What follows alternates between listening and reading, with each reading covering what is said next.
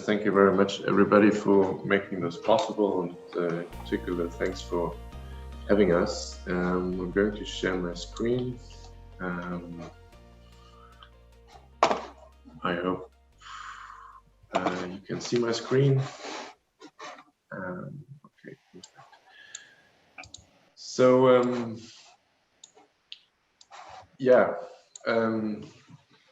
this presentation goes back to work I did together with my colleague Leo Misbach on the distributional consequences across households. So I think, like, when we talk about carbon pricing, not only in Israel, but actually about implementing a carbon price in very general terms, and this is an incredibly important part of the puzzle, to refer to the previous presentation, is actually how are different household types affected, and also how can they potentially be compensated. Before I go into the results of what we did, let me just quickly tell you where actually we come from. So we come from the MCC, the Mercator Research Institute in Global Commons and Climate Change, which is a scientific think tank that was founded in 2012 and is based in Berlin. We are about 50 people, mostly actually having a background in social science and economics. So a lot of us actually very actively conduct research. Our director is Ottmar Edenhofer, and we assess strategies for the sustainable management of natural and social commons. So in doing this, we aim to identify synergies and trade-offs between different policy objectives in the context of climate change, sustainable development, etc. And I think it's very important to us that we analyze the solution space to inform public debates, to inform policy making without being policy prescriptive. So sometimes we describe ourselves a little bit as map makers without necessarily telling you which way you need to go. So, having said this, coming back to the distributional effects of carbon pricing in Israel, so what have we done? So we here calculate the distributional incidence of carbon pricing, that is the overnight effect. So we disregard general equilibrium effects and behavioral effects, and I'm happy to discuss this further in the discussion. We analyze how households in different income groups, as well as following particular properties, for example, rural versus urban households, various segments of the society compare. And then we look into various compensation schemes. So how would actually the distributional effects change if we introduce particular compensation schemes? And finally, we look into typical households. So we have written a report, and I think I'm quite confident you can all already have access to this report if you want. I wanted to, so like the previous discussion was already quite advanced. I was not totally sure about your understanding of economic models. So for those who are totally familiar with this, apologies, but I think it's important to really understand what we did, and we thought a little bit how to explain it in an accessible way. So how do we model this distributional incidence? So basically, what we have to say is based on a representative household survey data that cover the year 2018, that we take of the Central Bureau of Statistics, covering approximately 8,800 households. So, and how we now come to the distributional incidence, let me just make this clear at an example of a typical household: 2 adults, 3 children living in the Gush Dan area with an average income and 2 cars. So we use this household data, where households report very detailed what they consume and what their consumption expenditures are, differentiated by various consumption items. How much do they spend for electricity? How much do they spend for transport? How much do they spend for food? How much do they spend for washing machines? All kinds of issues that you possibly can consume. And actually, we know how much they spend for this in shekels. Then we use a multi-regional input-output model that we have available at the MCC, which we can use to derive sector-specific embedded CO2 intensity. So this GTAP model has 65 sectors, so we need to do some mapping because there are more consumption items than actually sectors in the model. From this, we get kind of sector-specific CO2 intensities and can use them to actually compute how much CO2 is, if you like, embedded in the consumption. In this particular case, the household consumes goods that are that refer to approximately 25 tons of CO2. So next, we can then actually derive the additional costs that a household would face from a carbon price of, in this case, we always calculate it with 140 Israeli shekel per ton of CO2, which then gives us the absolute burden and can also be used to calculate the total additional overnight costs. Given that we have the total yearly expenditures, we can actually then calculate what would be the share of expenditures that households would actually need to put forward in order to keep the level of consumption they have without the carbon price. And this is now actually the number that we will refer to in the course of our presentation. In the following, I will present the results using a lot of box plots. And again, I did not totally know how familiar you are in reading those. So just quickly, what you will now see in the following always kind of gives you these plots that show you the mean. So this is the average measure for all households, and the median. So this is actually the line that divides 50% of all households.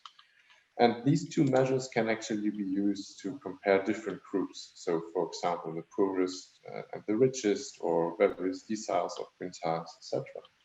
But then it's also very important to look into the spread of the distribution, what we call the horizontal dimension, even though here it is not horizontal, obviously, but in economics, we call this the horizontal dimension.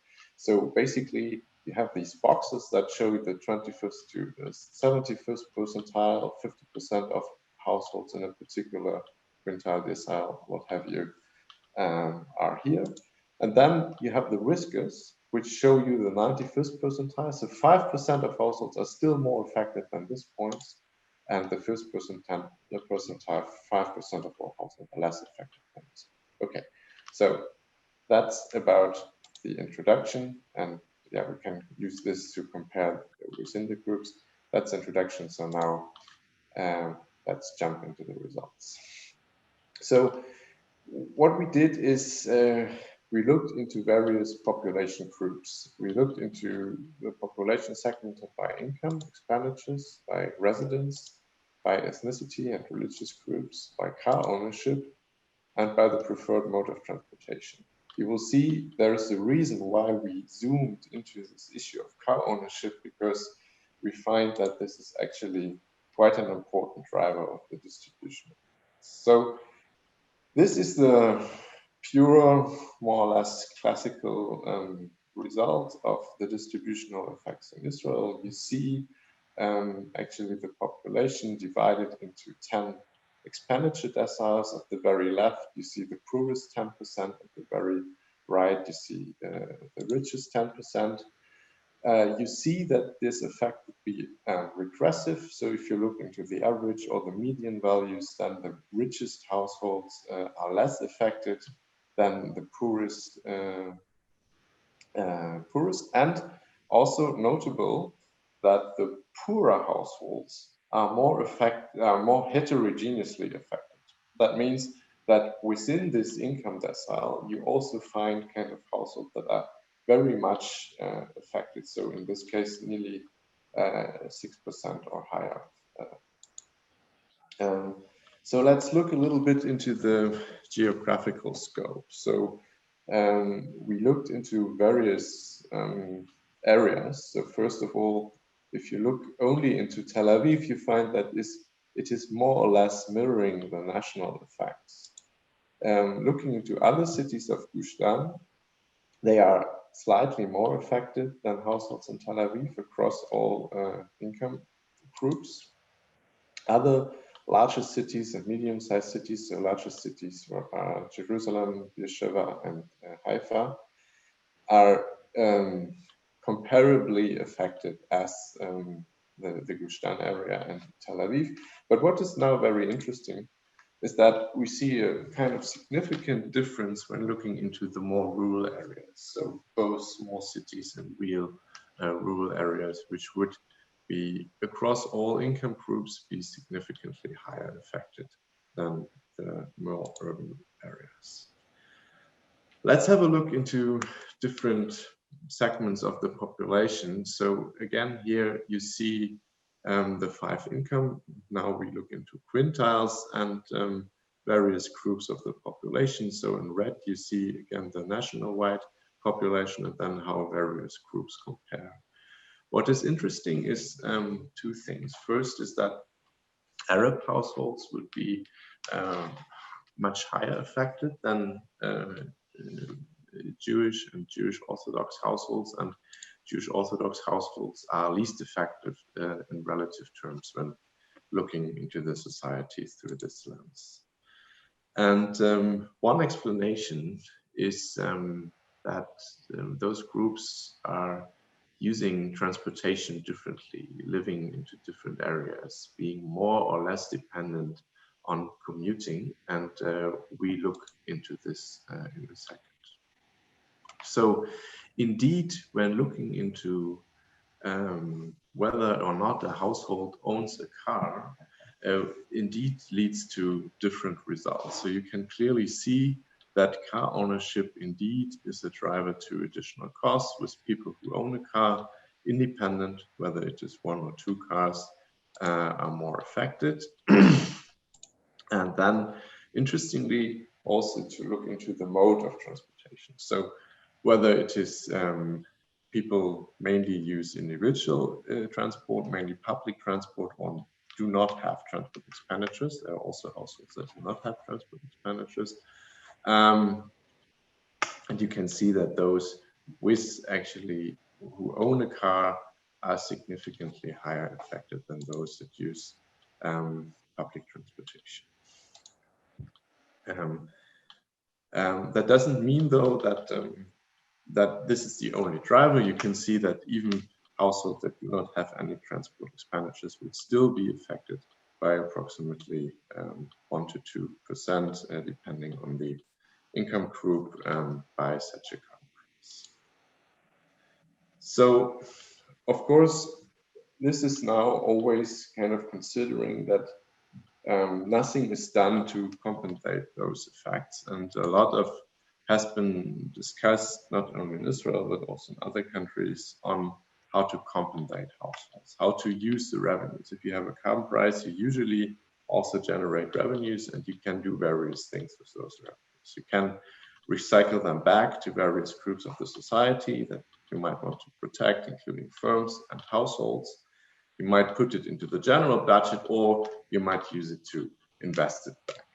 Indeed, and this is an example from various jurisdictions that have carbon pricing in place, or had, in the case of Australia, had carbon pricing in place and then taken it back. And you can see that basically across the board of these options, everything is kind of out there. So Australia and British Columbia, they really recycled everything, or even more than 100%. So drawing from the budget, they recycled it back to households and firms, both using transfers or tax cuts.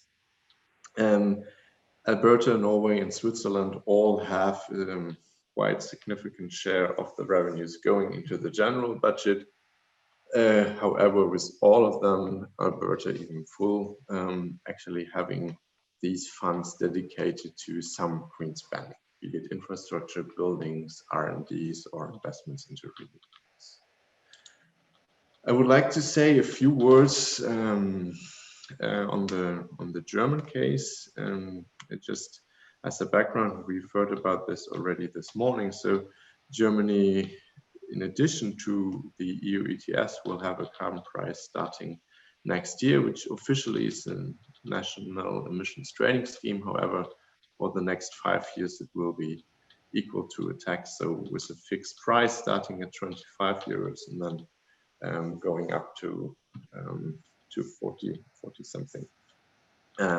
Before then, actually, there is a trade envisaged. So there was huge discussion about the actual price pass. There was a proposal by the government, which was then revised in a parliamentary mediation committee, and a lot of this was about the size of the price, but also about how actually these prices can be compensated. And these, what you see here, are the distributional effects of the proposed carbon price in Germany, both without and with then discussed compensation measures. So the red line shows you the distributional effect, now only the vertical dimension, so only showing the average effects on households, which would be regressive. And then after like parliamentary discussion and a huge societal debate, actually the package of reduced electricity prices and increased social transfer can see that it is leading to a progressive outcome. So the poorest are less affected than the richest household, and that the poorest households are on average nearly not affected by this tax.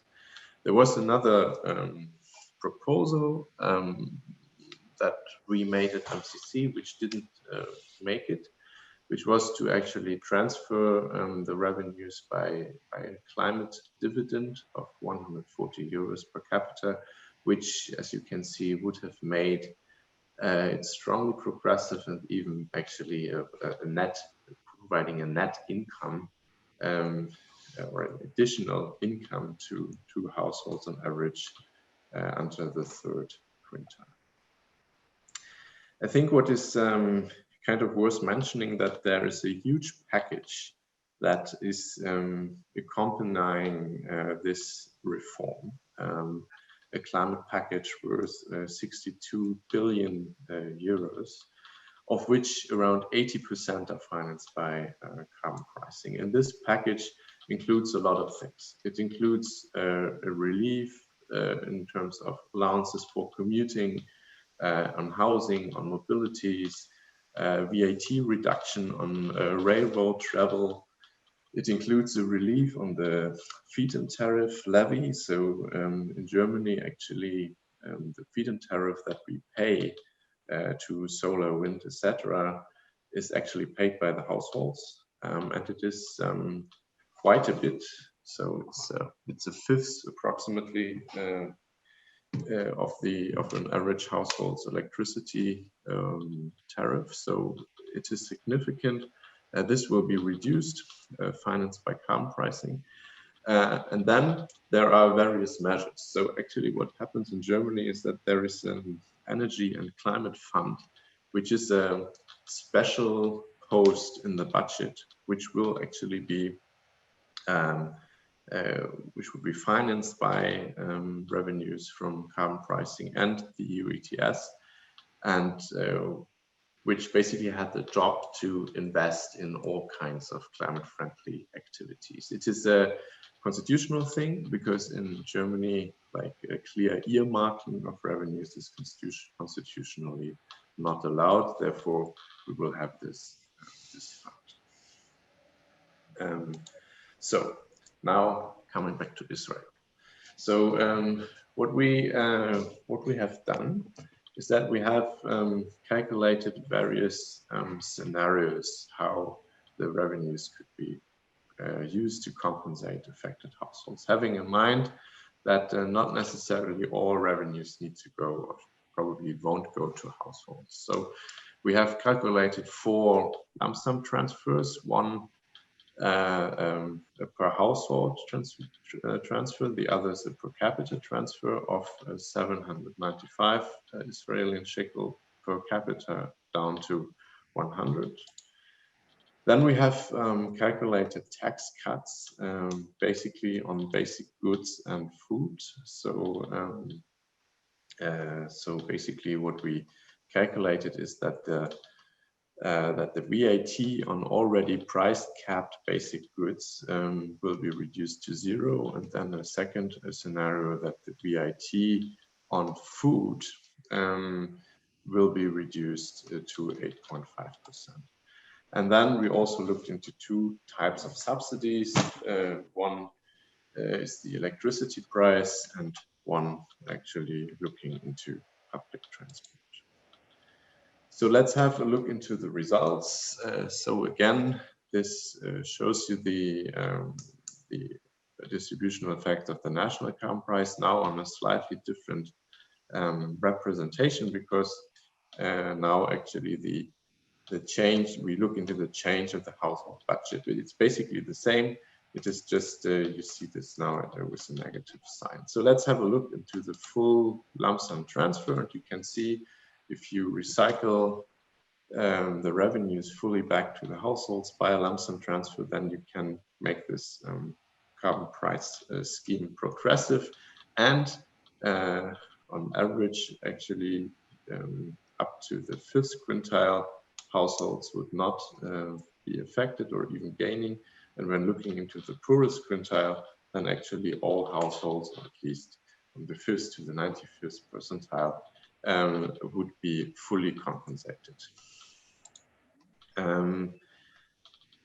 Then looking into partly, like in parts, transferring parts of this, so 500 and 100 shekels, you can see that, well, as expected, this of course reduces the gain for the households, but at least with 500 and it could still be made progressive, and with 100 it could be made nearly neutral. With, yeah, on average, rich households here at the end being affected by 0.7% of their total expenditures. Just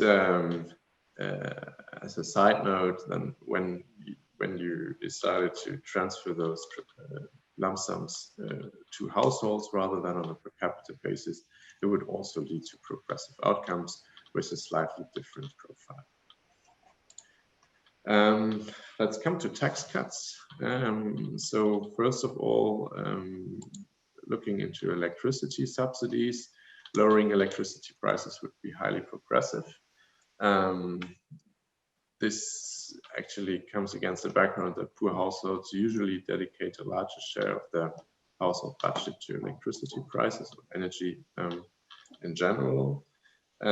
Interestingly, subsidizing public transport has little effect. This has to do with the fact that in Israel, you know this better than we do, but we were just looking at the data, and then for us this was a finding that public transportation is obviously only used by a small share of the population. You can see that the spread of the effect now increases a lot. This has to do with the fact that those households that use public transportation would, of course, be much better off, but only a few use it. I should say that, well, of course, if you think of subsidies, then it will have also behavioral effects, and whether, for example, lowering an electricity price is the right measure in economic terms, as it would also incentivize using more electricity, is of course open to debate. Regarding tax cuts, again, this would not compensate all poor households, but you can see again that it would be highly beneficial for some households that are most probably the poorest and probably most affected ones. Okay, final words. So what we did is that we looked into particular typical household profiles. Why did we do this? Like from our experience in Germany, we found that particularly in the science policy interface, it was quite helpful to break it down to concrete households. So who would be affected, how much, how can I relate to those people and households? We calculated 12 typical households, and the results are in the paper. You can see that we varied various dimensions. So the household size, how many children there are, whether it's high income, average income, low income households, whether they have a lot of cars or whether they don't use any cars, whether they are like more old or rather young households, whether they are ultra-Orthodox Arab households, etc., whether they live in rural or urban areas. And I do not show all 12, even though I have them in the appendix if you're interested in particular ones. But just coming back to my example at the very beginning, so it's not exactly the same household here, but basically a household with an average income, 2 adults, 3 children living in the Gush Dan area, which basically spends approximately 2.6% of their expenditures in energy. CO2 price of 140 shekels would lead to kind of a cost for them of 3,140 shekels. And what you can then see here is how exactly this burden would be alleviated by the lump sum transfer. So you can see that with a 500 shekel per capita transfer, this burden of 3,000 shekel would be reduced significantly to only 640. On a different note, in this row, you can see how kind of the change of the VAT removal on basic goods in addition would then actually play out here. The same when looking into a rural household, like a ultra-Orthodox household, 2 adults, 7 children living in a rural area. You can see that those households would benefit a lot from per capita, from a relatively high per capita transfer, which would lead even to a gain of 2% compared to their current household expenditures. So let me sum it up. So we have seen that without further measures, the carbon price would have regressive distributional outcomes. It would in particular be Arab households, households which live in rural areas, and households using individual transportation that would be affected above average. Revenue recycling schemes could be designed that, at least in our view, balance socially probably unintended outcomes, and in particular, lump sum transfers would lead to the most progressive results. And well, this is the results of our study, and I'm very happy to discuss these further.